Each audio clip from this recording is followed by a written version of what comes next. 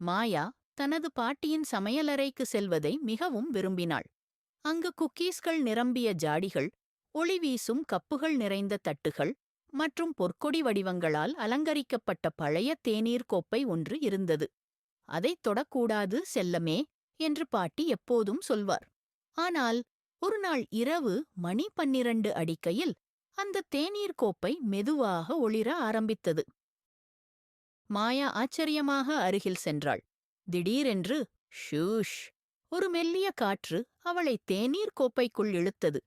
மாயா சின்னதாகச் சுருங்கி தேநீர் கோப்பைக்குள் சென்றாள். கோப்பைக்குள் சென்று பார்த்தவுடன் அவள் வியப்பில் உறைந்தாள். அங்கு ஒரு அரண்மனை இருந்தது. சிறிய விளக்குகள் பிரகாசித்தன. வெள்ளி கரண்டிகள் பாலம் போல நீட்டப்பட்டிருந்தன.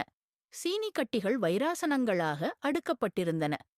பிஸ்கட் வாள்களைத் தூக்கிய காவலர்கள் மாயாவை பார்த்து வணங்கினர். தேநீர் கோப்பை அரண்மனைக்கு வரவேற்கிறோம் என்று அவர்கள் முழங்கினர். அந்த அரண்மனையின் சர்க்கரை மன்னன் விளக்கினார். நாங்கள் நடு இரவில்தான் உயிர் பெறுகிறோம். ஆனால் எங்கள் வானவில் கரண்டி, எங்கள் உலகின் உயிர்க் சாவி, கருப்பு தேநீர் பையில் வாழும் டிராகன் திருடி எடுத்துச் சென்று விட்டான். அது இல்லாமல் எங்கள் அரண்மனை என்றும் மறைந்துவிடும். மாயா துணிச்சலுடன் உதவ சம்மதித்தாள். அவள் கரண்டி பாலத்தைத் தாண்டி ஜெல்லிபீன் காவலர்களைத் தவிர்த்து வானவில் கரண்டியை காக்கும் டிராகனைக் கண்டாள். ஆனால் மாயா சண்டையிடவில்லை. அவள் பாட்டியின் குக்கீஸில் ஒன்றை டிராகனுக்கு அளித்தாள். தனிமையில் இருந்த டிராகன் மகிழ்ச்சியுடன் கரண்டியை திருப்பிக் கொடுத்தது. அரண்மனையில் தேன்துளி, சாக்லேட் பால் விருந்து நடந்தது. சர்க்கரை மன்னன் மாயாவின் தலையில் பஞ்சுச்சர்க்கரை பொற்கிரீடம் சூட்டினார். மணி 1 அடித்ததும் மாயா மீண்டும் சமையலறையில் இருந்தாள்.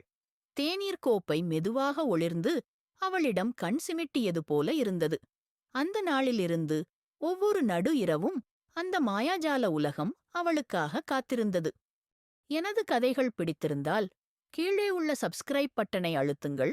அடுத்த சாகச கதைகளில் உங்களை பார்க்க ஆவலாக இருக்கிறேன்.